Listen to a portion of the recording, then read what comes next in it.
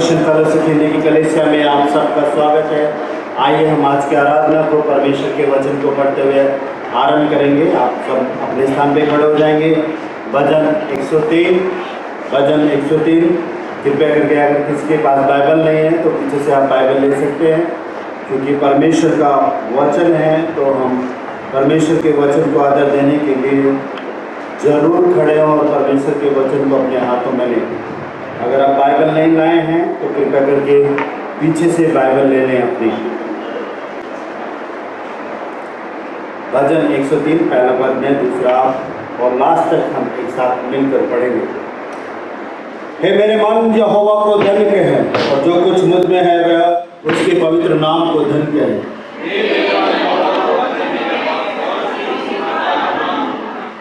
वही तो तेरे सब अधर्मों को क्षमा करता और तेरे सब रोगों को चंगा करता।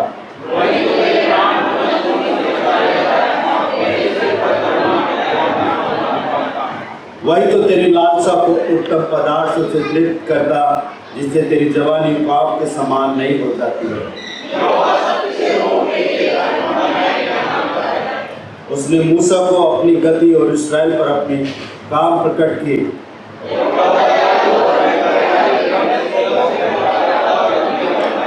वह सर्वदा वाद विवाद नहीं करता रहेगा, न उसका क्रोध सदा के लिए भड़का रहेगा।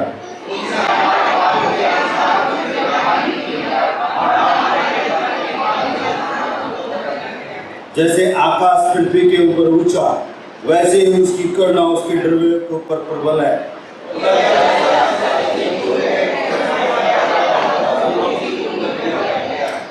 जैसे पिता अपने बालकों पर दया करता, वैसे ही यहोवा अपने डरवों पर दया करता।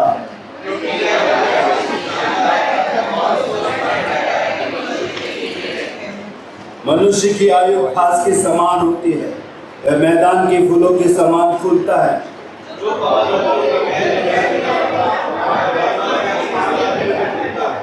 परंतु यहोवा की करुणा उसके डरवों पर युग युग और उसका धर्म उसके नाती पोतों पर भी प्रकट होता रहता है।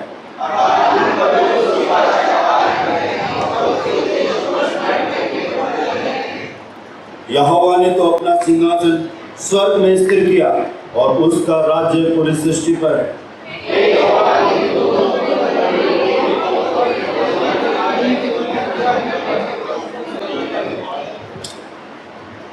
हे यहोवा की सारी सेना, उसके ठहरो, तुम जो उसकी इच्छा पूरी करते हो उसको धन्य कहो।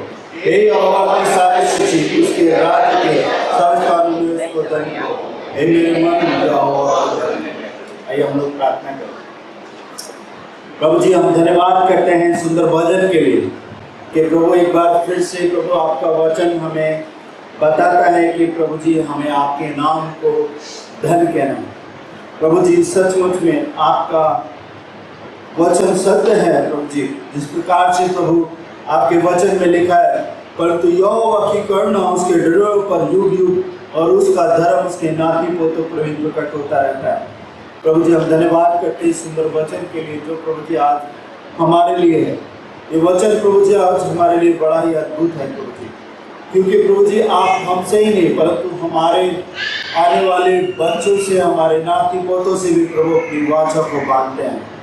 प्रभु जी, हम धन्यवाद देते हैं कि प्रभु आपका वचन जो हमें सिखाता है, यहोवा ने तो अपना सिंहासन स्वर्ग में स्थिर किया और उसका राज्य पूरी सृष्टि पर है। प्रभु जी, इस सुंदर वचन को हम धन्यवाद देते हैं कि प्रभु जी आपका राज्य इस पूरी सृष्टि पर है। प्रभु हम धन्यवाद करते हैं। प्रभु जी, आपसे प्रार्थना करते हैं कि प्रभु आप हम सबको अपनी महिमा के लिए आप इस्तेमाल करें और प्रभु हम एक साथ मिलकर आपकी आराधना और स्तुति प्रशंसा करने पाए, आपके राज्य को प्रभु जी ऊंचा उठाने पाए। प्रभु भजनकार जिस प्रकार से कहता है, हे मेरे मन, यहोवा को धन्य कहे। प्रभु जी, आज हम एक साथ मिलकर आपके नाम को धन्य कहने पाए, आपके नाम की बड़ाई, आपके नाम की प्रशंसा करने पाए। प्रभु जी, आप हम सबको इस्तेमाल करें प्रभु, हम आनंद से प्रभु आपकी आराधना प्रशंसा करने पाए। मेरे मन, यहोवा को धन्य कहे। प्रभु जी, हम आपके नाम को धन्य कहते हैं क्योंकि आप महिमा और आदर के योग्य परमेश्वर। प्रभु हम सबको इस्तेमाल करें। जितने लोग अभी आए हैं प्रभु, हम तेरा धन्यवाद करते हैं कि आप अपने भवन में लेके आए। प्रभु जी, जितने लोग रास्ते में आप सुरक्षा के साथ लेके आए, ताकि प्रभु हम एक साथ मिलकर आपकी आराधना स्तुति करें। यीशु मसीह के नाम में आमीन। आइए हम एक साथ गीतों के माध्यम से परमेश्वर के नाम को धन्य करें।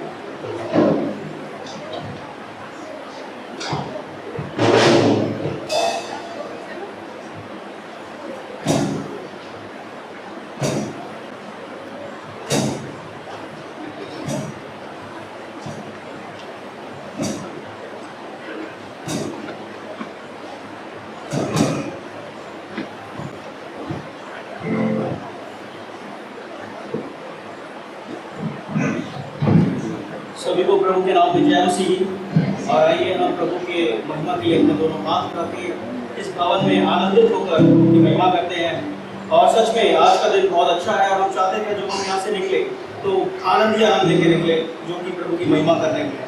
तो आइए हम इस गीत के साथ प्रभु की महिमा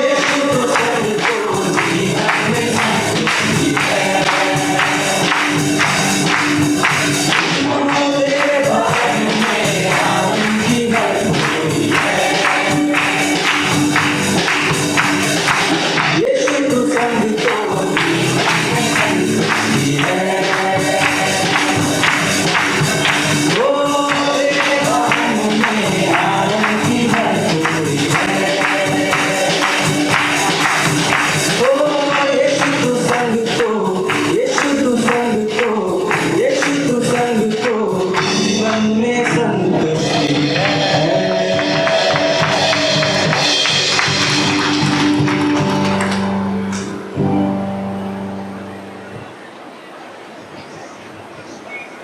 आइए हम अगले गीत की तरफ चलते हैं। उद्धार है, चंगाई है, और प्रभु के नाम में सच में उद्धार पाई और चंगाई पाई है। और इसी तरह से हमारी पूरी कलीसिया भी उद्धार और चंगाई पाई। वो यीशु नाम, वो यीशु नाम, वो यीशु नाम, वो यीशु नाम,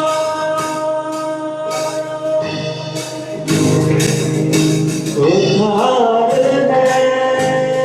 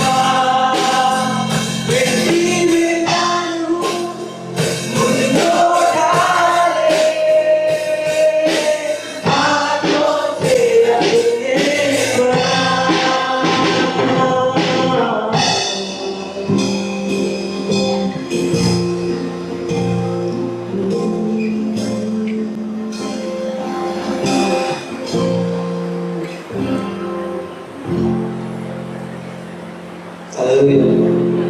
आप सबका प्रस्ताव सुनिए।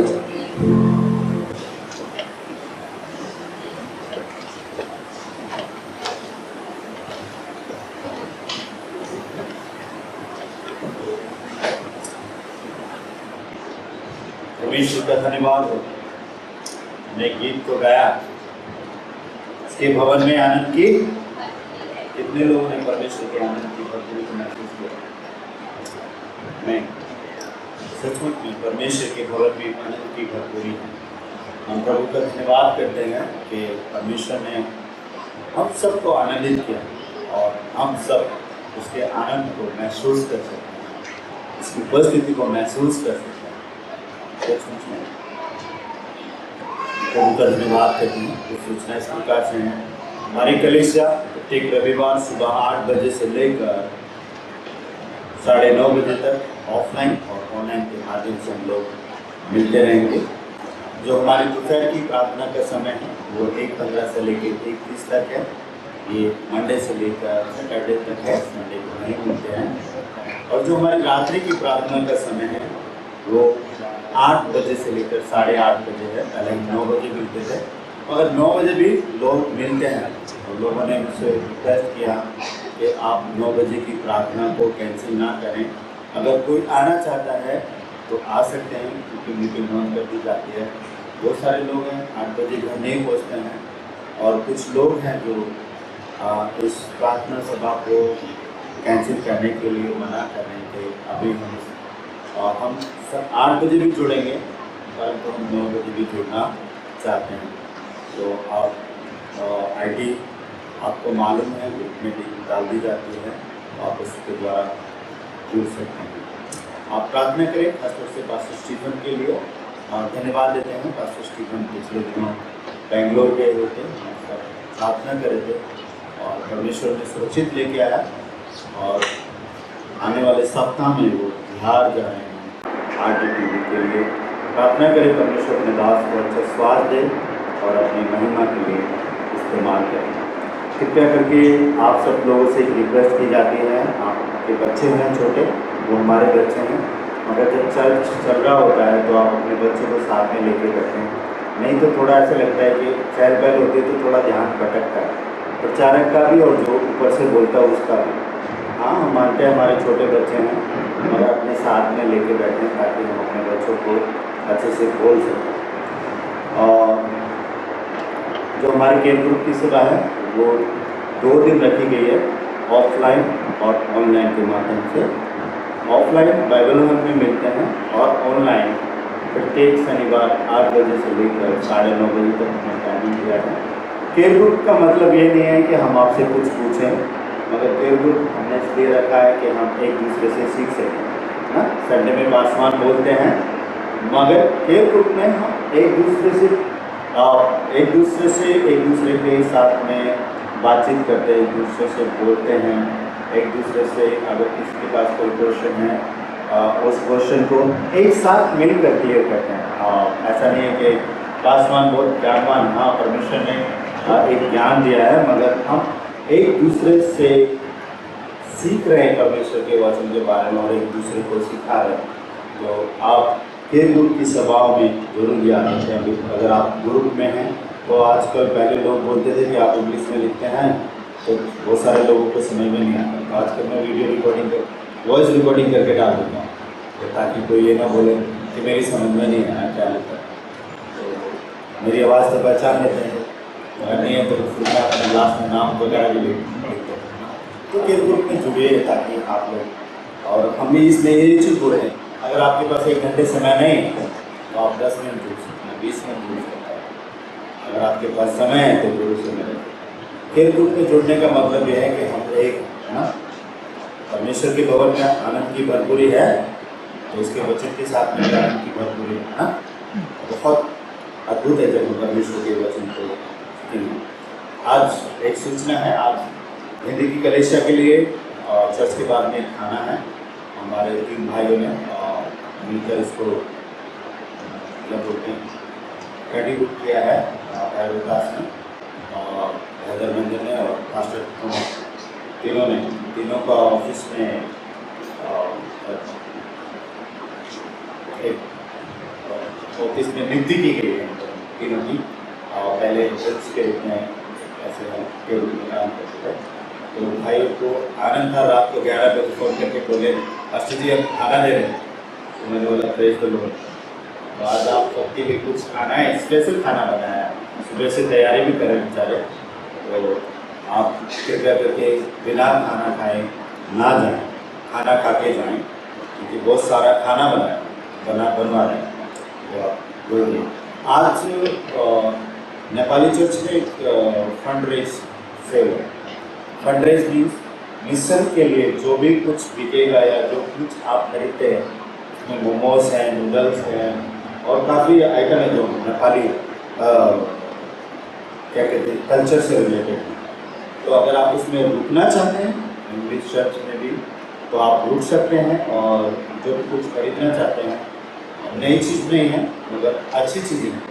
और जो भी आप खरीद रहे हैं ये मत सोचिए बेकार है, मैं क्यों खरीदूँ। अगर आपके काम की चीज़ है तो ले लीजिए, क्योंकि जो भी पैसा जाएगा वो मिशन में जाएगा, मिशन की सेल के लिए। आने वाले दिनों में शायद हिंदी चर्च भी करेंगे, मगर नेपाली वालों ने एक स्टेप उठाया है कि जो भी हम कुछ करेंगे वो प्रभु की सेवा के लिए देंगे। तो ये बहुत अच्छी बात है। अगर आप कुछ खाते भी हैं, इवन एक प्लेट मोमो उन्होंने 100 रुपये का रखा है, तो वो 100 रुपये मिशन में जाएंगे। ऐसा नहीं कि 70 रुपये जाएंगे, 100 के 100 रुपये और वो मिशन में जाएंगे। और आप मिशन में इस खरीदने के द्वारा भी आप अपनी तरफ से कंट्रीब्यूट कर सकते हैं। मैंने ऑलरेडी कुछ बुक किया है, तो आप लोग भी खा सकते हैं और लेके जा सकते हैं। अगर आप नहीं खाते तो किसी के लिए लेके जाइए प्लेट करके, ताकि इस मिशन में आप कंट्रीब्यूट कर सकें।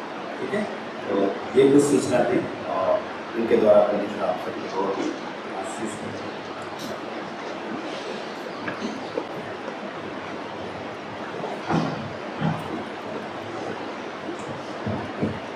आइए हम दुआ करें। प्रभु हम आपके नाम को धन्यवाद दें। धन्यवादी परमेश्वर के प्रभु, आप आए दिन प्रभु हमारी कलीसिया में काम करते हैं प्रभु, उसके लिए हम आपके नाम को धन्यवाद दें। धन्यवादी परमेश्वर के प्रभु, आप हो प्रभु हमारी चिंता। धन्यवादी परमेश्वर के प्रभु, आप हमें देखते हैं। अब परमेश्वर प्रभु हमारी अगुवाई, हमारी सहायता, हमारी मदद करते हैं प्रभु। इस समय में खास करके धन्यवाद देता हूँ पास्टर स्टीफन के लिए प्रभु, कि प्रभु बीते सप्ताह में परमेश्वर प्रभु वे सुरक्षित बेंगलोर जा सके प्रभु, बेंगलोर से वापस आ सके प्रभु, उसके लिए प्रभु आपके नाम को धन्यवाद करता हूँ। धन्यवाद ही पिता परमेश्वर प्रभु भाई संदीप के लिए प्रभु, कि पिता परमेश्वर प्रभु हम उनके स्वास्थ्य के लिए प्रार्थना कर रहे थे, उनके जीविका के लिए प्रार्थना कर रहे थे प्रभु। प्रभु आपने उन्हें अच्छी जीविका का साथ दिया प्रभु, उसके लिए प्रभु आपके नाम को धन्यवाद देता हूँ। धन्यवाद ही पिता परमेश्वर प्रभु बेटे जोय प्रभु, कि परमेश्वर प्रभु आपने उसे प्रभु स्वस्थ किया प्रभु, उसके लिए हम आपके नाम को धन्यवाद देते हैं प्रभु। मैं धन्यवादी हूँ पिता परमेश्वर प्रभु, बीते सप्ताह के दिन शुक्रवार को जो प्रेयर समिट था पिता परमेश्वर प्रभु, वो हो सका प्रभु, उसके लिए हम आपके नाम को धन्यवाद देने वाले प्रभु। मैं समय दुआ करता पिता परमेश्वर प्रभु, खास करके प्रेयर समिट के लिए प्रभु, पिता परमेश्वर प्रभु आप लोगों के मन में डाले पिता परमेश्वर, ताकि लोग पिता परमेश्वर प्रभु प्रार्थना में आने वाले हो सकें प्रभु, प्रार्थना करने वाले हो सकें प्रभु, और पिता परमेश्वर प्रभु हमारी कलीसिया प्रार्थना करने वाले को बन सके प्रभु। आप इसमें हमारी अगुवाई करें प्रभु।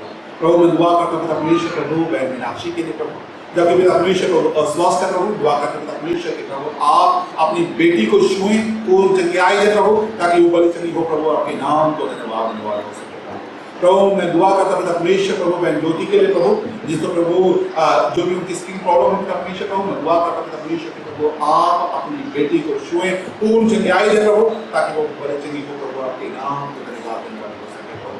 मैं दुआ करता पिता परमेश्वर प्रभु इस समय पास के लिए प्रभु, जो भी उनके पैरों में दर्द है प्रभु, दुआ करते पिता परमेश्वर के प्रभु आप अपने दास को शुरू पूर्ण चंगाई दे प्रभु, ताकि बड़े चंगे हो प्रभु, आपके नाम को धन्यवाद देने वाले हो सके प्रभु। और जो सेवा प्रभु आपने उनके लिए रखी है प्रभु, उस सेवा को पूरा करने वाले हो सके प्रभु। प्रभु मैं दुआ करता पिता परमेश्वर प्रभु पास्टर स्टीफन के लिए, पास्टर थॉमस के लिए प्रभु, जब पिता परमेश्वर प्रभु इस सप्ताह पिता परमेश्वर प्रभु के आपके वचन को सिखाने के लिए प्रभु दूसरी जगह पर जा रहे हैं पिता परमेश्वर प्रभु, मैं दुआ करता पिता परमेश्वर के प्रभु आप अपने दोनों दासों को प्रभु भरपूरी के साथ इस्तेमाल कर प्रभु, ताकि पिता परमेश्वर प्रभु आपके वचन को प्रभु और भी ज़्यादा सिखाने वाला हो सकता है प्रभु, और भी ज़्यादा परमेश्वर प्रभु लोगों को प्रभु आपके वचन से मजबूत करने वाले हो सके प्रभु मैं दुआ करता हूँ परमेश्वर प्रभु अपने दोनों के बीच कर प्रभु आप हमारे दोनों के लोगों को प्रभु परमेश्वर प्रभु अपनी महिमा के लिए इस्तेमाल कर हमारे लोगों को प्रभु इस्तेमाल कर प्रभु ताकि परमेश्वर प्रभु हमारे लोग हमारी कलीसिया के लोग परमेश्वर प्रभु आप में आपके वचन में पाए जाने वाले हो सके प्रभु ताकि परमेश्वर प्रभु हम परमेश्वर प्रभु निरंतर प्रभु आप में आपके वचन में आपकी सामर्थ में आपके अनुग्रह में बढ़ने वाले हो सके प्रभु हमारी अगुवाई हमारी सहायता हमारी मदद कर प्रभु मैं दुआ करता हूँ परमेश्वर प्रभु आप हमारी कलीसिया को प्रभु अपनी नीति पर मजबूत कर प्रभु ताकि हर एक जन प्रभु वे आप में बड़ा चंगा पाया जा सके प्रभु और हर एक जन प्रभु आपके ही नाम में प्रभु आगे बढ़ने वाला हो सके प्रभु आपके नाम को महिमा देने वाला हो सके जलाव देने वाला हो सके प्रभु आप अगुवाई आप सहायता आप मदद कर प्रभु मैं दुआ करता हूँ प्रभु जूनी चर्च के लिए प्रभु मैं दुआ करता हूँ परमेश्वर प्रभु आप हमारी जूनी चर्च को परमेश्वर प्रभु और बढ़ाएं परमेश्वर प्रभु और कौन परमेश्वर के प्रभु हमारे बच्चे प्रभु अभी से आपका भय मानने वाले हो सके प्रभु आपके वचन पर चलने वाले हो सके वचन को पढ़ने वाले हो सके प्रभु आप प्रभु आपकी इच्छाओं को जानने वाले हो सके प्रभु आप हमारे बच्चों की अगुवाई कर प्रभु ताकि बच्चे की परमेश्वर दिन प्रतिदिन प्रभु आपने आपकी अगुवाई में आगे बढ़ने वाले हो सके प्रभु मैं दुआ करता हूँ परमेश्वर के प्रभु आने वाले कलीसिया के कार्यक्रमों के लिए प्रभु मैं दुआ करता हूँ परमेश्वर के प्रभु आप हमारी कलीसिया में परमेश्वर प्रभु जो भी कार्यक्रम होने वाले हैं प्रभु आप उनकी भी अगुवाई सहायता मदद कर प्रभु हमें तैयार कर प्रभु ताकि परमेश्वर प्रभु हम उन कार्यक्रमों के लिए प्रभु अपने आप को तैयार कर सके और प्रभु हर बात में प्रभु हम आपके ही नाम को ऊंचा और ऊंचा करने वाले हो सके प्रभु धन्यवाद है तुम्हें परमेश्वर प्रभु पास्टर थॉमस के लिए प्रभु मैं धन्यवादी हूँ परमेश्वर प्रभु भाई रोहतास के लिए भाई रविंदर के लिए प्रभु कि प्रभु आपने परमेश्वर प्रभु इन्हें भी परमेश्वर बढ़ाया प्रभु उसके लिए हम आपके नाम को धन्यवाद है प्रभु दुआ करते हैं परमेश्वर के प्रभु जब आपने जो भी इन्हें जिम्मेवारी दी है प्रभु उस जिम्मेवारी में परमेश्वर प्रभु आप इनकी मदद करें परमेश्वर जी अपनी सामर्थ्य से कुछ नहीं कर सके लेकिन प्रभु इन्हें प्रभु आपकी सामर्थ्य की जरूरत है प्रभु आप इनकी अगुवाई करें प्रभु ताकि जिस भी कार्य को प्रभु करने वाला करें वो प्रभु आपकी महिमा के लिए करने वाले हो सके प्रभु आप इनकी मदद करें प्रभु और परमेश्वर प्रभु ये दिन प्रतिदिन प्रभु क्रम बाय क्रम परमेश्वर प्रभु आगे बढ़ने वाले हो सके प्रभु और प्रभु आपके नाम को ऊंचा और ऊंचा करने वाले हो सके प्रभु अपने जीवन से प्रभु मैं दुआ करता हूँ परमेश्वर प्रभु अपनी कलीसिया के हर एक सदस्य के लिए प्रभु आप हमारी कलीसिया के हर एक सदस्य को प्रभु मजबूत कर प्रभु ताकि प्रभु हमारी कलीसिया का प्रत्येक जन प्रभु आप में बड़ा चंगा पाया जा सके आपके नाम को ऊंचा करने वाला हो सके आपकी महिमा स्तुति प्रशंसा करने वाला हो सके प्रभु आप अगुवाई सहायता मदद कर प्रभु इस समय दुआ करते हैं परमेश्वर प्रभु खास करके प्रभु उन लोगों के लिए प्रभु जो भी परमेश्वर प्रभु किसी कारणवश प्रभु आज प्रभु हमारे कलीसिया में नहीं आ पाए प्रभु दुआ करते हैं परमेश्वर के प्रभु आप उनसे बातचीत करें प्रभु उनको परमेश्वर प्रभु आप अपने वचन में अपनी सामर्थ्य में अपने अनुभव में बढ़ाएं प्रभु ताकि परमेश्वर प्रभु आपके नाम को ऊंचा और ऊंचा करने वाले हो सके हमारे कलीसिया में जो लोग बीमार है प्रभु आपने छुए और उन्हें चंगाई दे प्रभु ताकि वो बड़े चंगे हो प्रभु और हर बात को आपके ही नाम को ऊंचा और ऊंचा करने वाले हो सके प्रभु आपके नाम को धन्यवाद के साथ प्रार्थना करो यीशु के नाम से आमीन।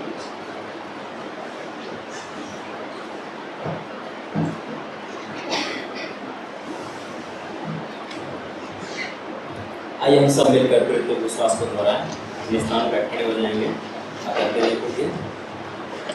कलीसिया आज हम क्या विश्वास करते हैं आइए एक साथ मिलकर बोलें मैं विश्वास करता हूँ सर्वशक्तिमान पिता परमेश्वर पर जिसने आकाश एवं पृथ्वी की रचना की और उसके इकलौते पुत्र हमारे प्रभु यीशु मसीह पर कि वह पवित्र आत्मा की सामर्थ्य से देहधारी होकर द्वारी मरियम से उत्पन्न हुआ पैंतुस पिलातुस के राज्य में दुख उठाया क्रूस पर चढ़ाया गया मारा गया गाड़ा गया अधोलोक में गया तीसरे दिन मृतकों में से जी उठा आकाश पर चढ़ गया और सर्व सामर्थ्य पिता परमेश्वर के दाहिने हाथ बैठा है जहाँ से वे जीवितों व मृतकों का न्याय करने के लिए आएगा विश्वास रखता हूँ पवित्र आत्मा पर विश्वास की मंडली पर संतों की संगति पर पापों की क्षमा देह के जीतने और नित्य जीवन पर आमीन।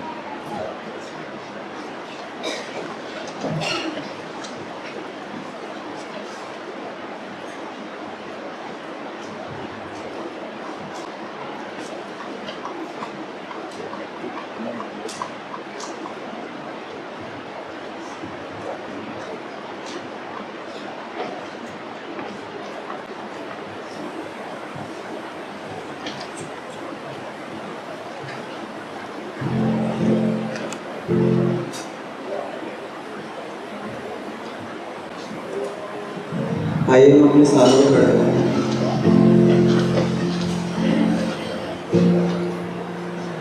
एक दिन ये आंखें देखेगी तेरी महिमा, जग सारा रोशन होगा।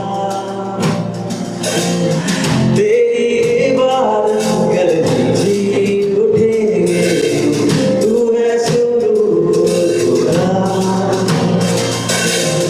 वक्त ठहरेगा भी एक क्षण में तू दिखेगा, तू है आशीष खुदा।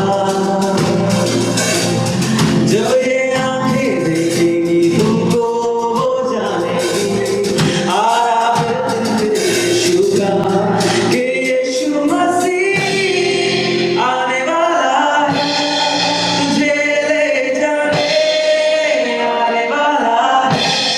कि यीशु मसीह आने वाला है, तुझे ले जाने आने वाला है।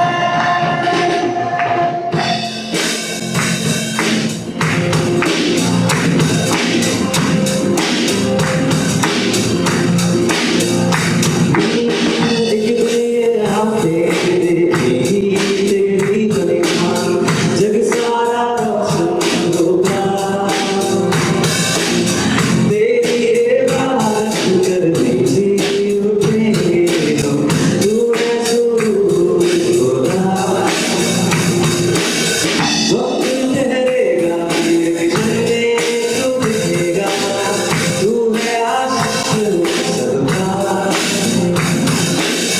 जब ये आंखें देखेगी तुमको वो जानेगी, आया फिर यीशु का कि यीशु मसीह आने वाला है, तुझे ले जाने आने वाला है।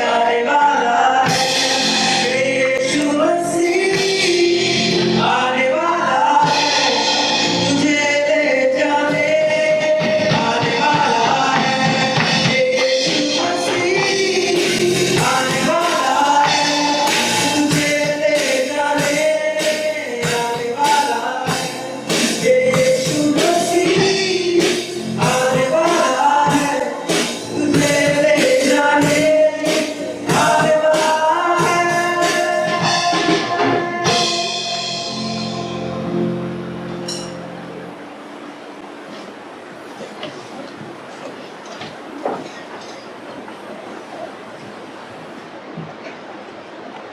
ये समय है कि जॉइंट चर्च के बच्चे अपने अपनी क्लास में प्रस्थान कर लेंगे क्लासों में। और बाकी यहाँ पर उपस्थित यदि आप किसी के पास बाइबल नहीं है तो आप अपना हाथ ऊपर कर सकते हैं ताकि आप तक बाइबल पहुँचाई जाए। निवेदन करेंगे पास्टर माइकल जी से कि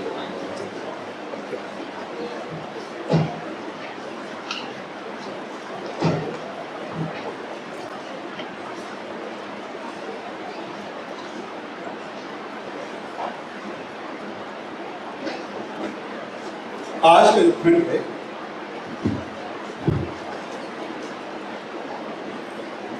पहले पत्रस की पत्री उसका चौथा अध्याय वचन 7 से लेकर वचन 11।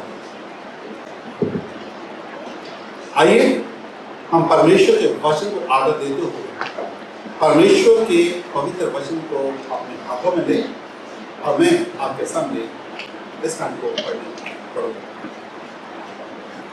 यहां पर इस तरह से लिखा हुआ है वचन 7, सब बातों का अंत तुरंत होने वाला है, इसलिए संयमी होकर प्रार्थना के लिए सचेत रहो। सब में श्रेष्ठ बात यह है कि एक दूसरे से अधिक प्रेम रखो, क्योंकि प्रेम अनेक पापों को ढांप देता है। बिना कुड़कुड़ाए एक दूसरे का अतिथि सत्कार करो। जिसको जो वरदान मिला है वे उसे परमेश्वर के नाना प्रकार के अनुग्रह के भले भंडारियों के समान एक दूसरे की सेवा में करें। यदि कोई बोले तो ऐसा बोले मानो परमेश्वर का वचन। यदि कोई सेवा करे तो उस शक्ति से करे जो परमेश्वर देता है, जिससे सब बातों में यीशु मसीह के द्वारा परमेश्वर की महिमा प्रकट। महिमा और साम्राज्य युगानुयुग उसी का है। आमीन। आपसे बैठिए। आइए दुआ। प्रभु मां के नाम को धन्यवाद दें। धन्यवाद ही प्रभु आपके पवित्र वचन के लिए। प्रभु आपने अपना पवित्र वचन इसलिए दिया कि प्रभु हम आपकी महिमा कर सके, हम आपकी महिमा को देख सके। प्रभु जिस तरह से प्रभु आपका वचन कहता है, महिमा और साम्राज्य युगानुयुग उसी का है। प्रभु होने कि जब मैं आपके वचन का व्याख्यान करता हूं तो पिता परमेश्वर प्रभु इन वचनों के द्वारा आपकी महिमा हो सके। मुझे प्रभु शब्द दे, बहाव दे प्रभु, ताकि पिता परमेश्वर मैं आपके वचन का व्याख्यान कर सकूं। मैं योग्य नहीं हूं प्रभु, लेकिन ये आपने मुझे सौभाग्य दिया कि प्रभु मैं आपके वचन का व्याख्यान कर सकूं।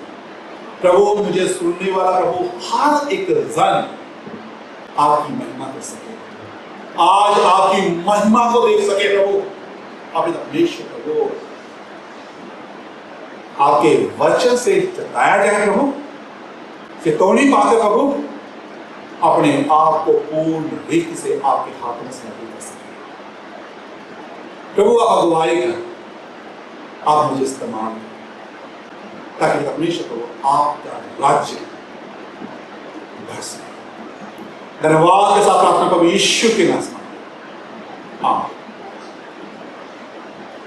इन दिनों में हम पतरस की पहली पत्री को देखते हैं। पतरस की पहली पत्री और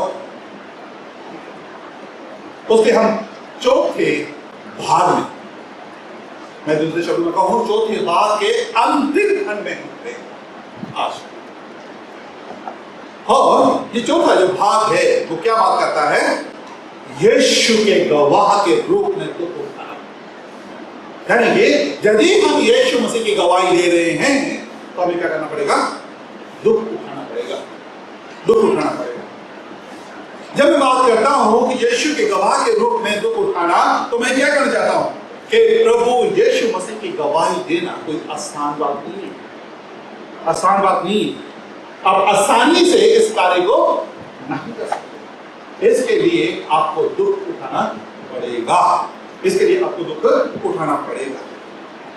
जब हम चौथे अध्याय और उसके पहले दो वचनों को देखते हैं तो क्या कहता है? इसलिए जबकि मसीह ने शरीर में होकर दुख उठाया। क्या कहना चाह रहा है? ये बात किसकी बारे में बात कर रहा है? प्रभु यीशु मसीह, जो हमारा गुरु है, जिसकी हम आराधना करते हैं।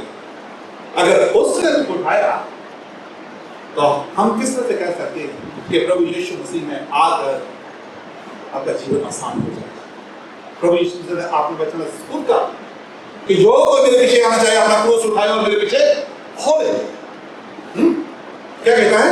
इसलिए कि जब मसीह ने शरीर में होकर दुख उठाया तो तुम भी उसी मानसा को हथियार के समान धारण करो, क्योंकि जिसने शरीर में दुख उठाया वे पाप से छूट गया।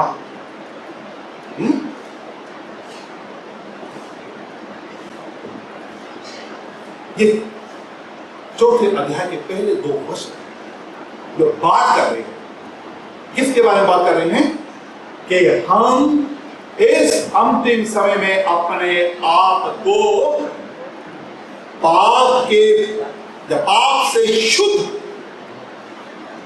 हम किस तरह से रख सकते हैं अपने आप को? हम इस अंतिम समय में अपने आप को पाप से शुद्ध कैसे कर सकते हैं, कैसे रख सकते हैं? इसलिए पतरस जहां पर बात करता है कि उस मांसा का अध्यास के समान धारण करो। किस मांसा का? जो प्रभु यीशु मसीह ने क्या किया था? शरीर में रहते हुए प्रभु यीशु मसीह ने अपने वचन में कहा था, मत्ती रचित सुसमाचार के पुस्तक उसका 18वां अध्याय और उसका 8वां 9वां वचन क्या कहता है? यदि तेरा हाथ तुझे ठोकर लाए तो उसे क्या कर? काट कर फेंक। टुंडा या लंगड़ा होकर जीवन में प्रवेश करना तेरे लिए भला है कि 2 हाथ या 2 पांव रहते हुए तू अनंत आग में न। और वचन 9 क्या कहता है? और यदि तेरी आंख तुझे ठोकर खिलाए तो उसे निकाल कर फेंक दे।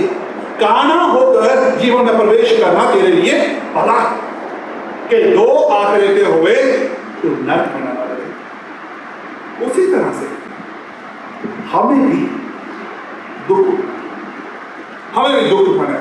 हमारी लड़ाई पाप के विरुद्ध में, शैतान के विरुद्ध में। इसलिए प्रभु यीशु मसीह ने ऐसा कहा कि यदि तेरी आंख तुझे ठोकर खिलाती है या यदि तेरा हाथ तुझे ठोकर खिलाता है तो उसे काट कर क्या? दूर कर दे, अपने आप से अलग कर दे। कहते हमें शरीर को इससे करना है, हमें आत्मिक होना है कि यदि आप परमेश्वर के पीछे चलते हैं और यदि आपके साथ कुछ ऐसा किसी के साथ संबंध है जो आपको आपके परमेश्वर से दूर ले जा सकता है, तो उसके साथ प्रवेश करना है। हो सकता है कि आपको दुख होगा, लेकिन क्या करना है? आपको अपने आप को अलग करना है। क्यों करना है? क्योंकि यदि आप उसके साथ रहेंगे तो क्या हो जाएगा? आप भी नरक आग में जाएंगे। इसलिए पतरस क्या करना चाहता है? हमें बचाना चाहता है। प्रभु यीशु मसीह क्या करना चाहता है? हमें बचाना चाहता है। क्या आप ऐसा करना आसान होगा? आसान काम नहीं, लेकिन आपको अपने आप को बचाना, क्योंकि आप अंतिम समय में रह रहे हैं। आप अंतिम समय में रह रहे हैं। इसलिए जो आज का खान जो बात करता है वो किसके बारे में बात कर रहा है? अंतिम दिनों के बारे में करता है। आपको अंतिम दिन की तैयारी करनी है। इसलिए जो आज का हमारा विषय है, अंतिम दिन की तैयारी, अंतिम दिन की तैयारी। अब प्रश्न आता है, ये अंतिम दिन क्या है? क्यों पतरस यहां पर अंतिम दिनों की बात करता है? और हम इस अंतिम दिन की तैयारी किस तरह से करें? यदि आप अंतिम समय में हैं तो आप किस तरह से इसकी तैयारी करें? कल्पना कीजिए कि यदि आज का दिन आपका अंतिम दिन हो, आपके जीवन का अंतिम दिन हो, एक ही दिन के मेहमान हो, तो फिर क्या करें? क्या करेंगे? पतरस हमें कुछ यहां पर सिखाना चाहते हैं। आज के खंड में हम 3 बातों को देखें। जो पतरस क्या करना चाह रहा है? कह रहा है कि यदि आज आप अंतिम दिन में हैं तो हमें क्या करना है? यदि आज का दिन आपकी जिंदगी का अंतिम दिन है तो आपको क्या करना है? पतरस हमें क्या 3 बातों के द्वारा वचन 7 क्या कहता है?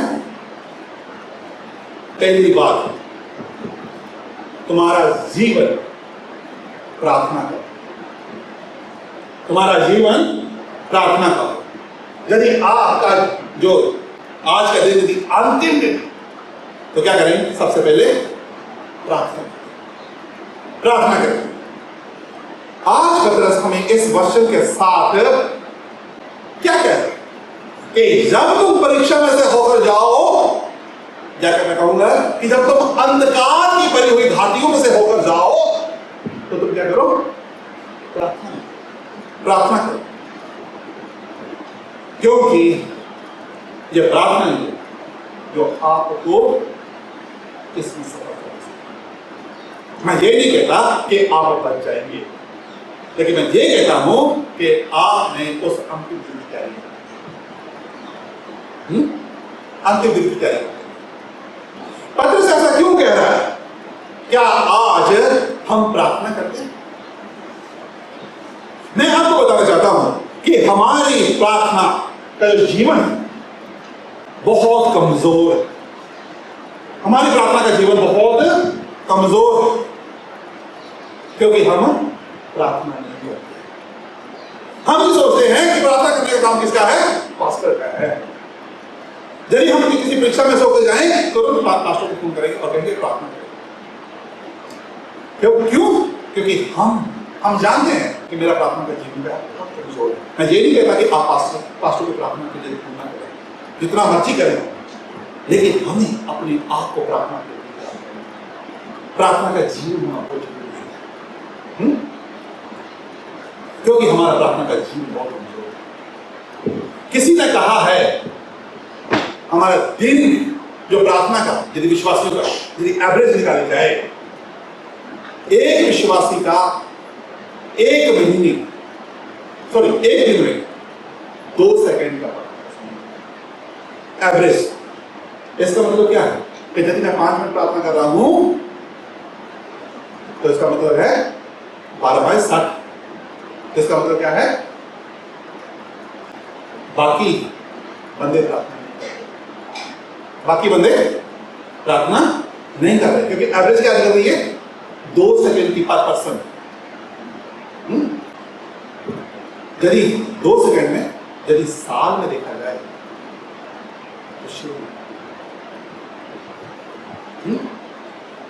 प्रियो, हमारा प्रार्थना का जीवन बहुत कमजोर है। इसमें हमें ग्रो करने की जरूरत है, विकास करने की जरूरत है, क्योंकि हम किस में रह रहे हैं? अंतिम समय में रह रहे हैं। यदि हम कहते हैं कि हम अंतिम समय के लिए तैयार हैं, तो इसका मतलब क्या है कि हमारा प्रार्थना के जीवन में सबसे पहले सुधार करने की जरूरत है। क्यों हम प्रार्थना नहीं करते?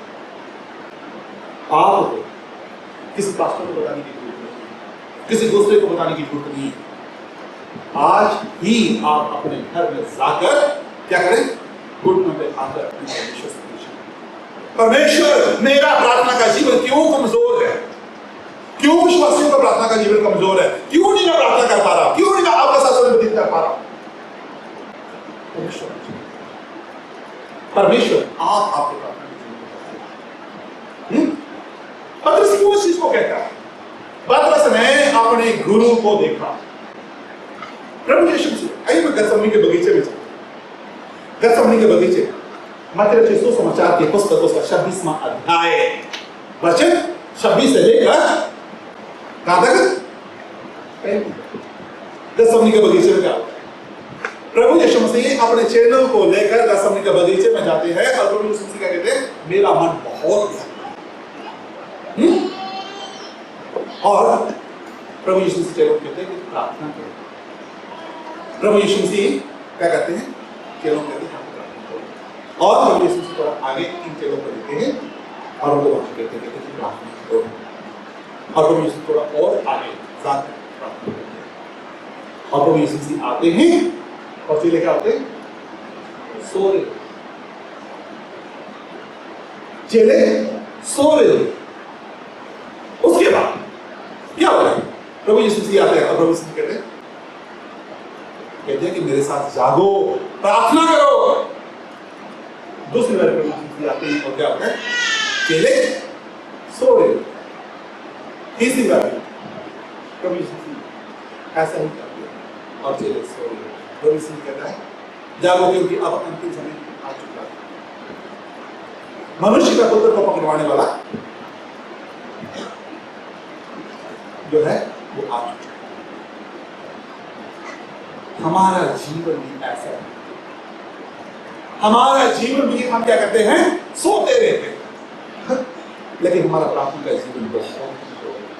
मैं ये नहीं कहता कि मेरा जीवन बहुत बढ़िया है, मेरे जीवन में बहुत सारी कमियां नहीं, लेकिन मैं ये कहना चाहता हूँ कि हम अंतिम समय में रह रहे हैं, इसलिए तैयार हो जाओ, तैयार हो जाओ, क्योंकि कल को मौका नहीं मिलेगा, कल को मौका नहीं मिलेगा, क्योंकि आप अंतिम समय में रह रहे हो।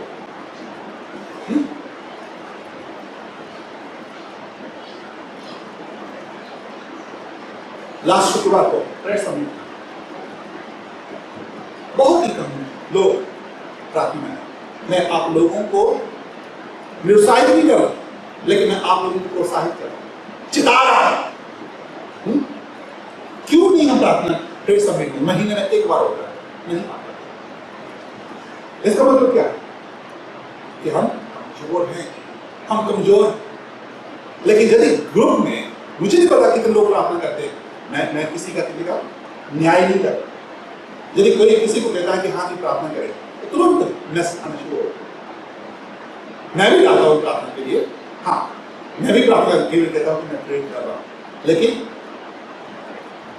हम पहले प्रार्थना, मैं पहले प्रार्थना करता हूँ, फिर उसके बाद जाता हूँ कि मैं प्रार्थना कर रहा हूँ। लेकिन मेरा कहने का मतलब ये है, ग्रुप में तो हम तुरंत लिखते हैं कि प्रे फॉर यू, लेकिन वास्तव में हमारा जीवन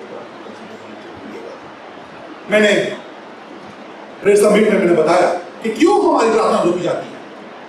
पत्रस से मैंने लिया, पहला पत्रस 3 अध्याय पहले 7 वचन,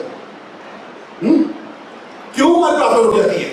मैं 3 बातें बताई, रिश्ते में रुकावट, पवित्रता में रुकावट, और तीसरा मैंने बताया था, तीसरी बात जो मैंने बताई वो क्या थी,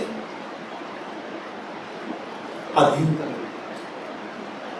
जब तक हम अपने आप को परमेश्वर के अधीन नहीं करते, तब तक क्या है, हमारी प्रार्थना सुनी नहीं जाएगी, चाहे जितनी मर्जी प्रार्थना कर ले। हमें हमारे प्रार्थना के जीवन को मजबूत करने की जरूरत है। क्यों?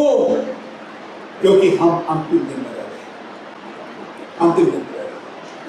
हम सभी मूवीज देखते हैं, मूवीज देखते हैं।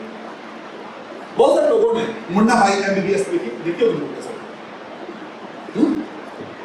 जब एक अपनी क्या बोलते हैं डॉक्टरी की ट्रेनिंग में होता है, तो वहां पर एक पेशेंट होता है, तो वहां पर क्या होता है, जब पेशेंट को डॉक्टर देखती है, वो क्या कहती है कि तुम पहले आ जाओ, समय बहुत थोड़ा है। कहते कितना समय, ठीक है, कहते तुझे जल्दी से एडमिट होना पड़ेगा। कहते कितना समय रहेगा मेरे पास, कहते कि जो भी काम तुझे करना है वो जल्दी कर। कह रहा है अभी तो मुझे अपना फ्लैट खरीदना है, अपने जीवन को सेटल करना है, मुझे क्या करना है, अपनी माँ का ऑपरेशन करना है, बहन की शादी करनी है। किस तरह से कर दिया प्रियो, कई बार हम भी इन सारी दुनियावी चीजों में फंसे रहेंगे अपने प्राथमिक जीवन को सुन, क्योंकि आप अंतिम समय में रह रहे हैं। कहीं ऐसा ना हो कि कल को हमें की कोई जरिए कहे कि आपके पास समय थोड़ा रह गया, ये जो समय आपको मिला है ये परमेश्वर का अनुग्रह समझेगा, अनुग्रह समझेगा, क्योंकि ये जो समय मिला है आपको परमेश्वर की महिमा के लिए मिला है, ताकि आप परमेश्वर की महिमा, आप परमेश्वर की महिमा करें। प्रियो, प्रभु यीशु मसीह प्रकाशित वाक्य की पुस्तक उसका 22वां अध्याय 20वें वचन कहता है, जो इन बातों की गवाही देता है वह ये कहता है कि मैं शीघ्र ही आने वाला हूं, मैं शीघ्र ही आने वाला हूं। प्रभु यीशु मसीह आने वाला है। क्या हम तैयार हैं? तैयारी का जो पहला कदम है प्रार्थना। आपको अपने प्रार्थना के जीवन को इंक्रीज करने की जरूरत है, बढ़ाने की जरूरत है, तभी आप अपने आप को अंतिम दिन के लिए तैयार कर सकते हैं। प्रभु यीशु मसीह का क्या है हमारे सामने, अब जरूरत है मेरी और आपकी। पतरस उस नमूने का गवाह है। पतरस उस समय तक प्रार्थना के महत्व को नहीं समझा था, लेकिन अब वो प्रार्थना के महत्व को समझ गया है। इसलिए वो कहता है कि यदि आप अंतिम समय में हैं तो आपको प्रार्थना करनी है। आपको प्रार्थना, यदि अभी तक आप प्रार्थना के महत्व को नहीं समझे हैं तो आज का ये संदेश आपके लिए बहुत महत्वपूर्ण है। दूसरी वचन 8 और वचन 9 क्या कहते? तुम्हारा जीवन प्रेम, तुम्हारा जीवन प्रेम का। क्यों? क्योंकि आप अंतिम समय में रह रहे हो। आप अंतिम समय में रह रहे हो। जब मैं ये बात करता हूं कि तुम्हारा जीवन प्रेम का हो और वचन 8 को देखते हैं तो क्या कहते हैं? सबसे श्रेष्ठ बात यह है कि एक दूसरे से अधिक प्रेम रखो। किससे प्रेम रखो? एक दूसरे से मतलब ये नहीं कि पति पत्नी से प्रेम रखे, या जवान जो है अपने होने वाले या जिनको ढूंढ रहे हैं उनसे प्रेम रखे। किनसे प्रेम रखे? एक दूसरे से। कलीसिया में यदि है तो हमें किससे प्रेम करना है? एक दूसरे से प्रेम करना है। कैसा प्रेम करना है? भाई बहन का प्रेम करना है। हमें एक दूसरे से प्रेम करने की जरूरत है। एक दूसरे से प्रेम करने की जरूरत है। क्यों करने की जरूरत है? वचन 8 नहीं कहता, क्योंकि प्रेम अनेक पापों को ढांप देता है। प्रेम अनेक पापों को ढांप देता है। केवल पतरस ही यहाँ पे नहीं कहता, लेकिन जब हम पुराने नियम में देखते हैं तो सुलेमान भी इसी बात को कहता है। नीति वचन 10 और उसके 12 वचन क्या कहता है? वैर से तो झगड़े उत्पन्न होते हैं, परंतु प्रेम से सब अपराध ढांप लेते हैं। यदि आप किसी से नफरत करते हैं, यदि आप किसी से नफरत करते हैं तो आप दो काम कर सकते हैं। या तो आप उसके पाप को लोगों के सामने क्या कर देंगे? उजागर कर देंगे, उजागर कर देंगे। या तो क्या करेंगे? आप उसके प्रेम को, उसके अपराध को क्या करेंगे? ढांप देंगे। ढांपेंगे कैसे? यदि आप प्रेम करते तो क्या करेंगे? उसे क्षमा कर देंगे। जब क्षमा कर दिया तो आपने क्या कर दिया? उसके अपराध को ढांप दिया। यदि आप अपने देखोगा कि भाई से जब बहन से प्रेम करते हैं तो क्या करेंगे? आप उसके अपराध को ढांप दोगे। लेकिन यदि आप उससे नफरत करते हैं तो क्या करेंगे? यदि मेरा किसी के साथ बात हो जाती है तो मैं क्या करूंगा? उस बात को दूसरों को बताऊंगा। क्या उसने मुझसे ऐसा कहा, उसने मुझसे मेरे साथ ऐसा किया, तो मैंने क्या किया? उस बात को क्या किया? उजागर कर दिया। यदि उजागर करेंगे तो वो पाप का क्या है? जब मैं कहूंगा उस बीमारी का उपचार नहीं हुआ, इलाज नहीं हुआ, लेकिन आपने क्या कर दिया? उस बीमारी को क्या कर दिया? खोल कर रख दिया, खोल कर रख दिया। वो बीमारी बढ़ेगी। लेकिन यदि आप ढांपेंगे तो बीमारी हो जाएगी, खत्म हो जाएगी। ये बीमारी जो ढांपी जा सकती है तो किससे ढांपी जा सकती है? सिर्फ और सिर्फ प्रेम से। लेकिन यदि हम ज्यादातर लोगों को देखें तो लोग क्या करते हैं? उस बीमारी को क्या करते हैं? उजागर करते हैं। और जिससे क्या होता है? हमारी कलीसिया में एक दूसरे के साथ क्या है?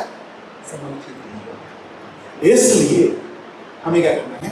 उस बीमारी को खत्म करने की जरूरत है। एक दूसरे के साथ प्रेम करने की जरूरत है। पतरस यहां पर इस वचनों को क्यों लेकर आया? जबकि वे बात कर रहा है अंतिम समय।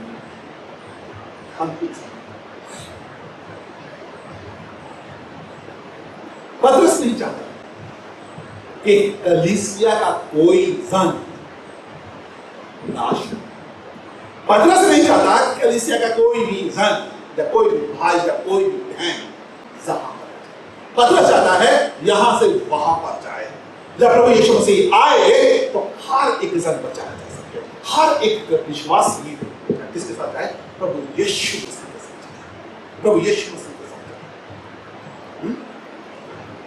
आइए मेरे साथ प्रकाशित वाक्य 2 अध्याय वचन 4 को देखिए, जहां पर लिखा हुआ है, पर मुझे तेरे विरुद्ध ये कहना है कि तूने अपना पहला सा प्रेम क्या कर दिया है? छोड़ दिया। इसलिए स्मरण कर कि तू कहां से गिरा और मन फिरा और पहले के समान काम कर। और यदि तू मन ना फिराए तो मैं तेरे पास आकर तेरे दीवट को उस स्थान से क्या कर दूंगा? क्या कर दूंगा? हटा।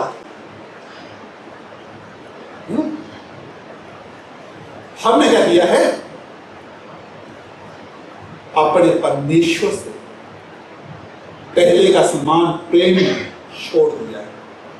मैं इसको एक आसान उदाहरण देकर समझाना चाहता हूं।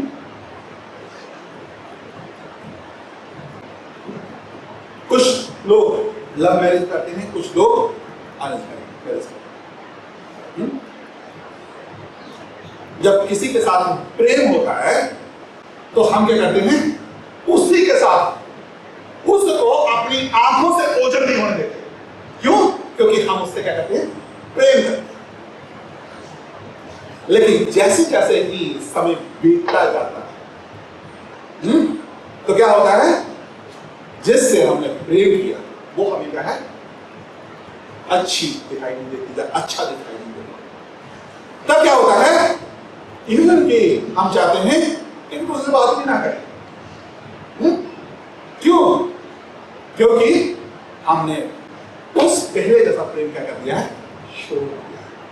ठीक उसी तरह से जब आप के जीवन में जिस दिन आपने प्रभु यीशु मसीह पर विश्वास किया, जिस दिन आपके जीवन में प्रभु यीशु मसीह ने काम किया, जिस दिन प्रभु यीशु मसीह ने अपनी ज्योति को आप पर चमकाया, तो क्या हो गया था? आपने प्रभु यीशु मसीह को प्रभु यीशु मसीह पर विश्वास कर लिया, प्रभु यीशु मसीह ने ग्रहण कर लिया। और उसके बाद क्या हुआ?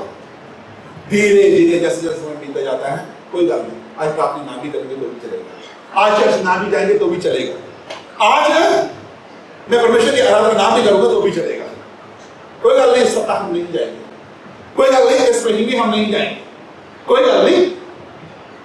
लेकिन धीरे धीरे करके वो प्रेम ठंडा पड़ जाता है। प्रभु यीशु मसीह की यदि आपका प्रेम ठंडा पड़ गया, प्रकाशित वाक्य की पुस्तक में क्या कहता है कि मैं आपको आपके जो स्थान है ना उससे हटा दूं।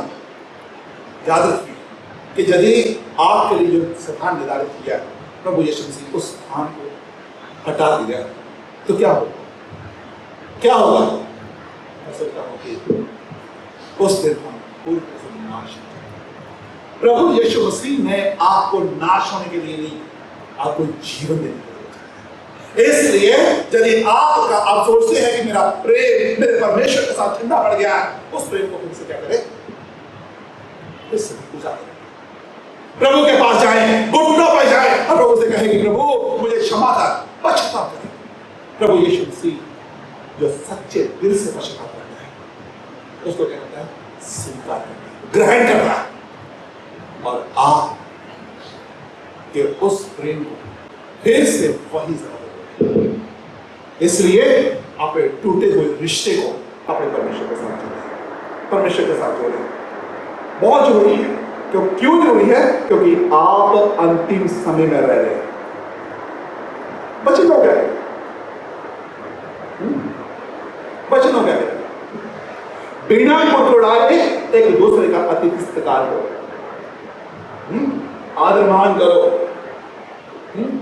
यदि आपका रिश्ता आपके परमेश्वर के साथ सही हो गया ना तो आपका रिश्ता एक दूसरे के साथ सही हो क्योंकि वचन बताता है रोमियो की पुस्तक में उसका 5वां अध्याय में कहता है क्योंकि परमेश्वर ने अपने प्रेम को आपके अंदर उंडेल दिया है, भर दिया। यदि आप का रिश्ता आपके परमेश्वर के साथ सही हो गया ना, तो आपका रिश्ता एक दूसरे के साथ सही हो गया। अपने आप किसी को कुछ करने की जरूरत नहीं है, आप अपने रिश्ते को परमेश्वर के साथ सही करते, तब आप बिना उकड़ाए एक दूसरे के साथ अति से प्यार करना शुरू करते, एक दूसरे की केयर करना शुरू करते, एक दूसरे की क्या है देख रेख करना शुरू करते। तब आपको आपसे कहा नहीं जाएगा कि आप एक दूसरे से क्यों ऐसा करना है, क्योंकि आप अंतिम समय में रह रहे हैं। हम नहीं जानते कि प्रभु यीशु मसीह कब आए, लेकिन यदि प्रभु यीशु मसीह आ गया तो हम उसके लिए जाने के लिए तैयार हैं। यूहन्ना रचित सुसमाचार उसका 4वां अध्याय वचन 7 कहता है, हे प्रियो हम आपस में प्रेम रखें, क्योंकि प्रेम परमेश्वर से है, और जो भी प्रेम करता है वे परमेश्वर से जन्मा है और परमेश्वर को जानता है। जो प्रेम नहीं रखता वे परमेश्वर को नहीं जानता, क्योंकि परमेश्वर प्रेम है।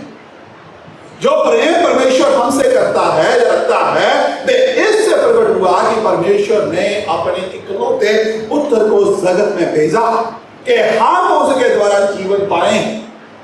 प्रेम इसमें नहीं कि हमने परमेश्वर से प्रेम किया, पर इसमें है कि उसने हमसे प्रेम किया और हमारे पापों के प्रायश्चित के लिए अपने पुत्र को भेजा। हे प्रियो, जब परमेश्वर ने हमसे ऐसा प्रेम किया तो हम भी आपस में प्रेम रखना चाहिए। परमेश्वर को कभी किसी ने नहीं देखा, बच्चों को ध्यान रखें, परमेश्वर को कभी किसी ने नहीं देखा।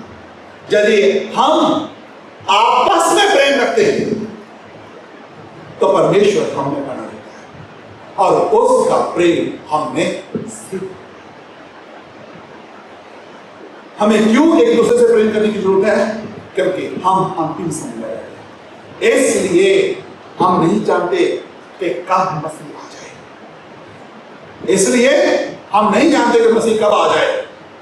लेकिन यदि हम एक दूसरे से प्रेम करेंगे तो क्या होगा, हम परमेश्वर के साथ जाएंगे। तीसरी बात जो तैयारी की, तुम्हारा जीवन सेवा का, तुम्हारा जीवन सेवा का। हमने अभी तक देखा कि तुम्हारा जीवन प्रार्थना का हो, तुम्हारा जीवन प्रेम का हो। तो तीसरी बात, तुम्हारा जीवन सेवा का। जब हम वचन 10 और 11 को देखते हैं तो ये बात करता है सेवा की, उस सेवा की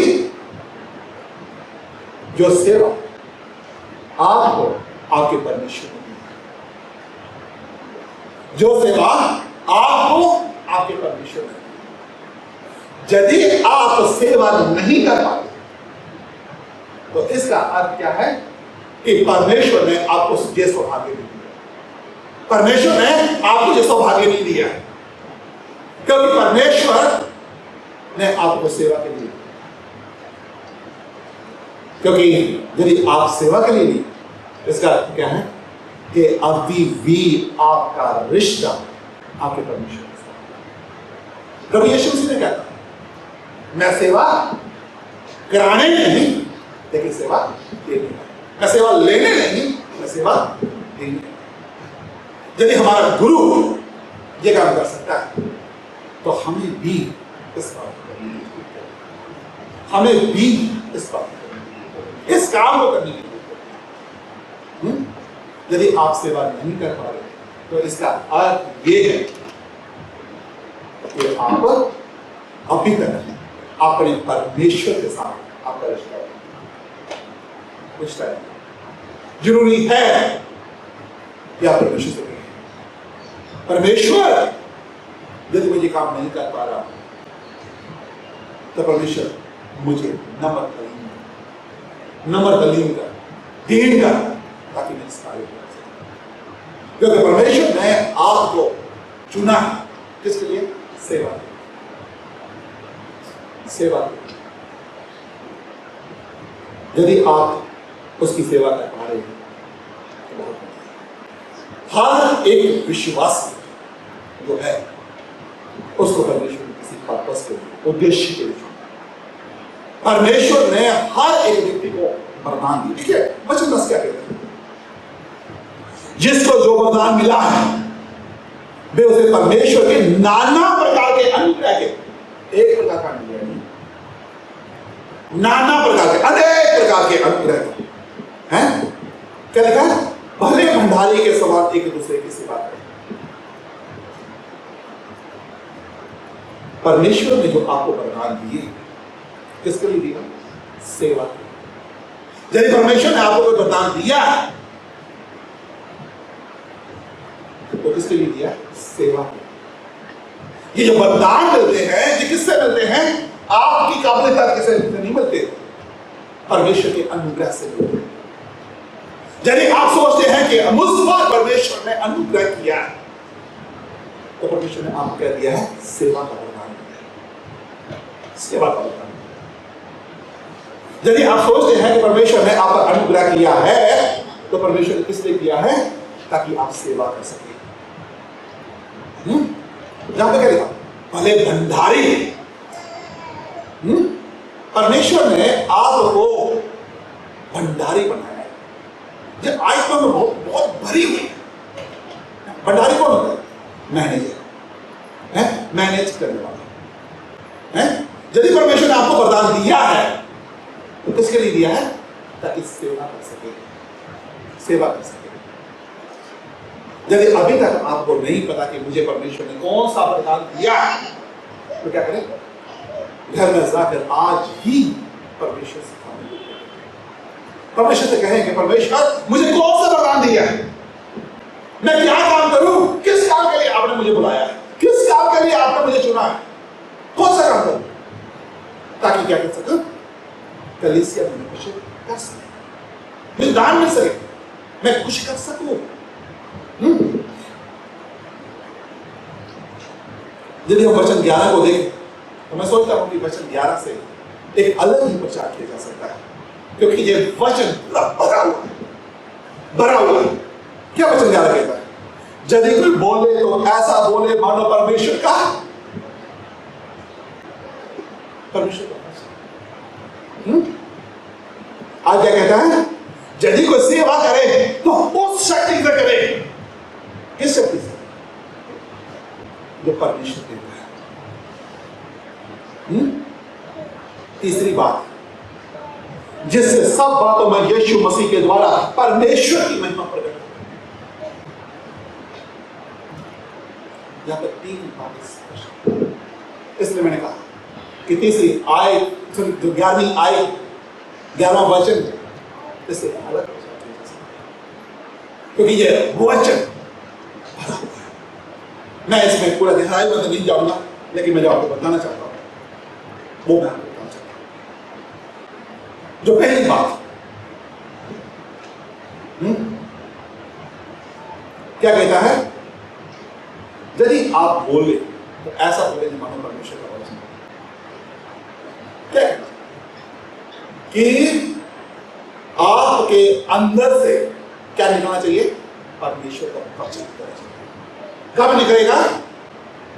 भजन संहिता 119 का क्या कहता है? देख तेरे वचन को मैंने अपने हृदय में रख छोड़ा ताकि तेरे मुंह पाप न करो। यदि आपने अपने आप को परमेश्वर के वचन से भरेंगे तभी आपके अंदर से परमेश्वर का वचन निकलेगा।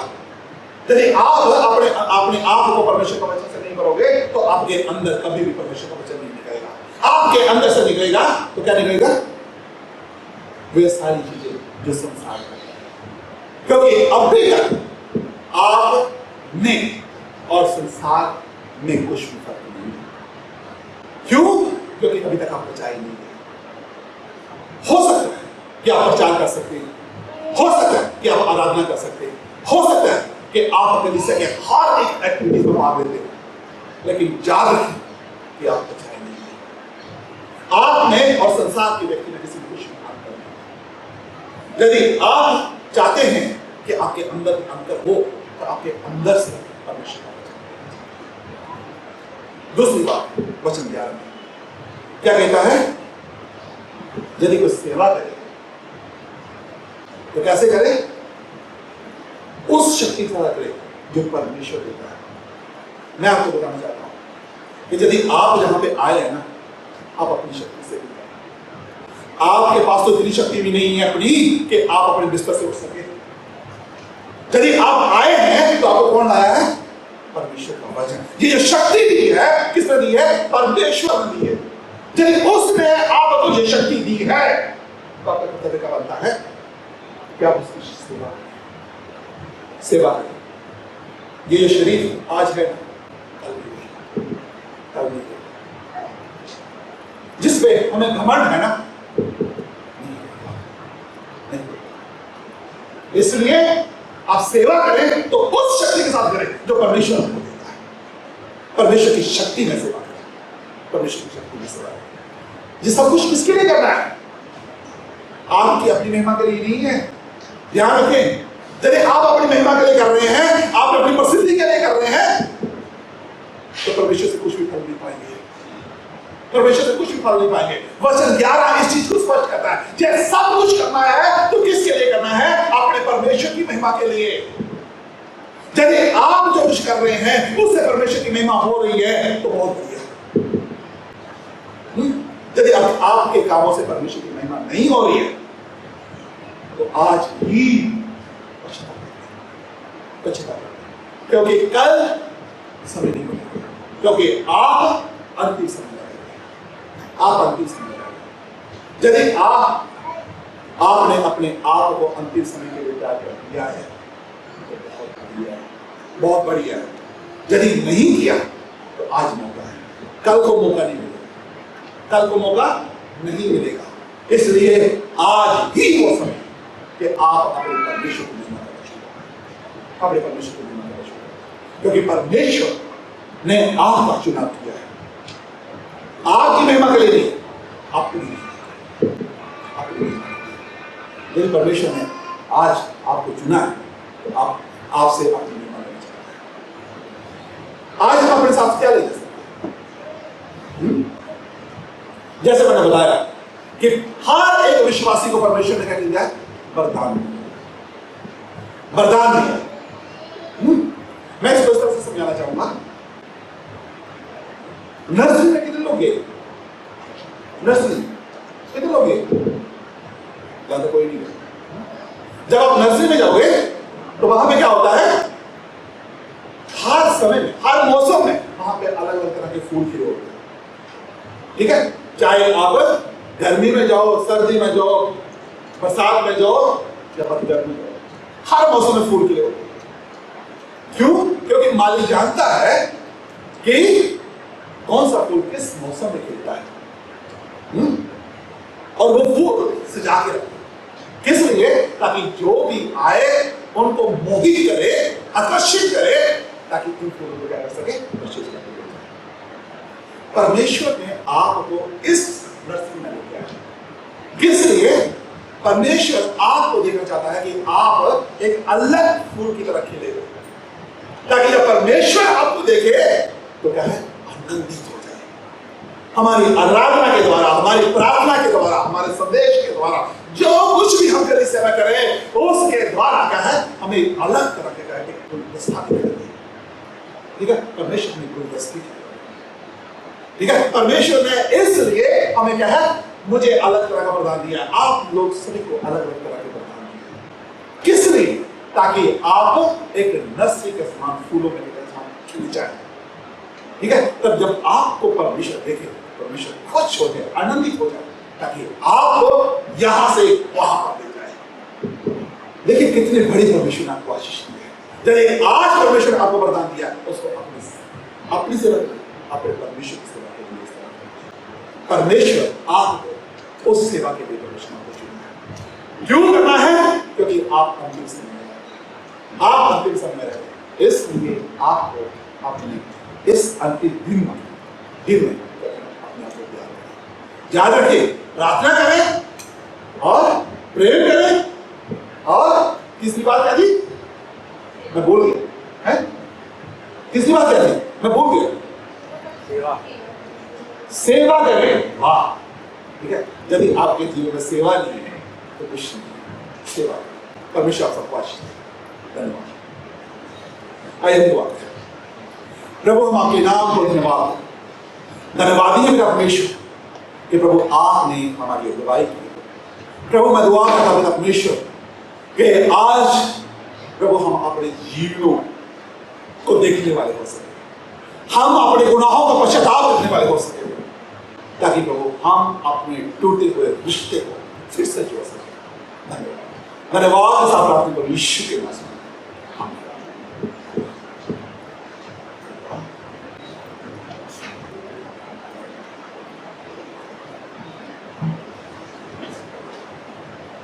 धन्यवाद देते हैं आज के वचन के लिए जो पास्टर माइकल जी द्वारा हम सभी को सिखाया गया। जैसे हमने आज 3 बातों को सीखा है और हमने उसका जो शीर्षक देखा था, हमने जो उसका टाइटल देखा था, हमने इस प्रकार से देखा था, वो क्या था?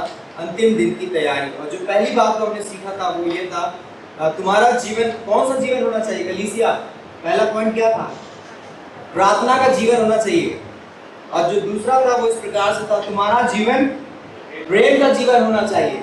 और जो तीसरा था, तुम्हारा जीवन सेवा का जीवन होना चाहिए। तो हमने 3 बातों को सीखा है और हम लोग या ये ग्रुप में भी सीखेंगे और हम अपने साप्ताहिक जीवन में जहाँ कहीं भी जाते हैं तो हम इसको अपने जीवन में लागू करने वाले हो सके। धन्यवाद।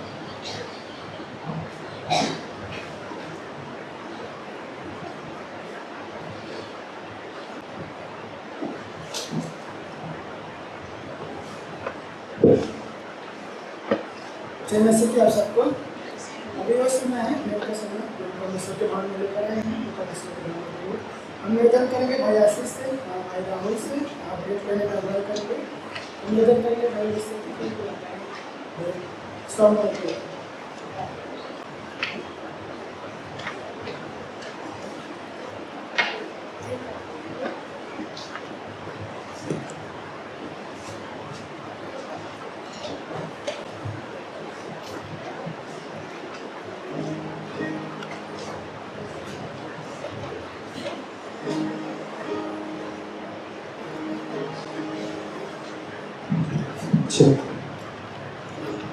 आइए हम अपने स्थानों में खड़े होते हैं और इस गीत को प्रार्थना के रूप में गाएंगे, तेरी तलाश।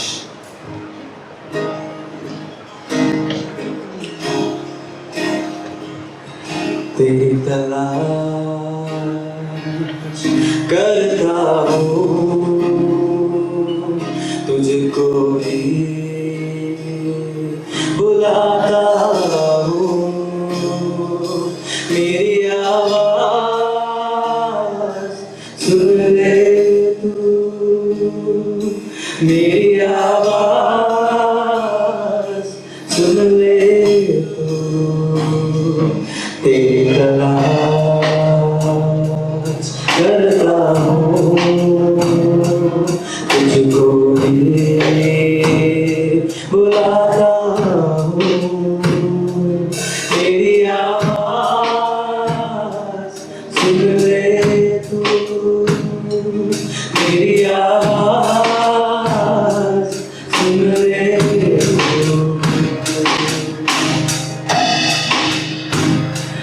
तू ही मेरी प्यास, तू ही है लगन, तू ही मेरी आखिरी तलाश, तू ही मेरी प्यास, तू ही है लगन, तू ही मेरी आखिरी तलाश, जैसे हिरनी जल के लिए, वैसे मेरा दिल तेरे लिए दिल से, जैसे हिरनी जल के लिए, वैसे मेरा दिल तेरे लिए दिल से, तेरी तलाश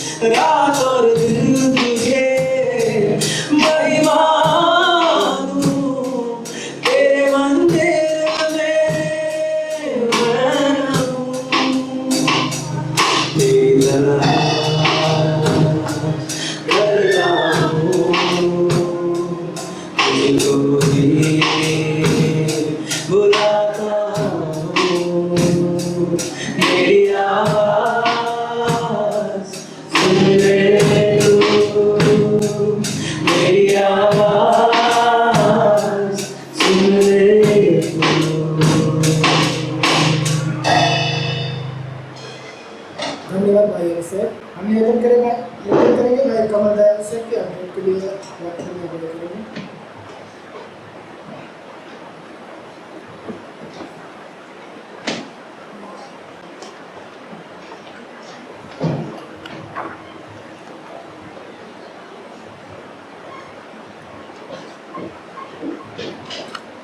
आइए हम प्रार्थना करेंगे। सर्वशक्तिमान पिता परमेश्वर, धन्यवाद करते हैं कि प्रभु आपने हमें समय दिया है कि हम तेरे पवित्र उपस्थिति में बैठ सके, और धन्यवाद है खासतौर से कि प्रभु हम इस्तेमाल हो सके तेरे महिमा के लिए। प्रभु में से प्रत्येक ने जो भेंट दी है प्रभु यीशु मसीह, आप उसे स्वीकार करें, और प्रभु यीशु मसीह हम विनती करते हैं प्रत्येक के भंडार को आप ढकते रखें, ताकि प्रभु यीशु मसीह हम आगे और अधिक अच्छे तरीके से प्रभु यीशु मसीह हम तेरे महिमा के लिए इस्तेमाल होने वाले हो सकें। प्रभु इस भंडार पर अपनी आशीष दे प्रभु, ताकि आपके अच्छे कार्यों में खर्च होने वाला हो सके। प्रभु यीशु मसीह के नाम से प्रार्थना करते हैं, आमीन।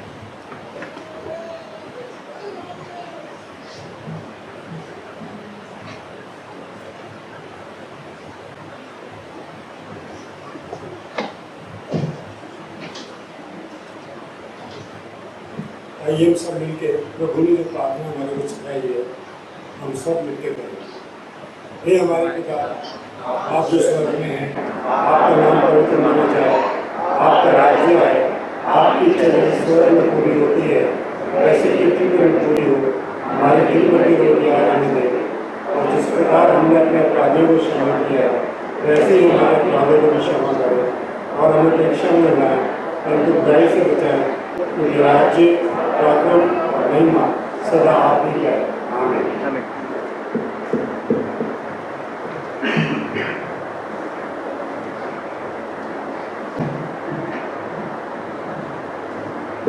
आइए प्रार्थना करें।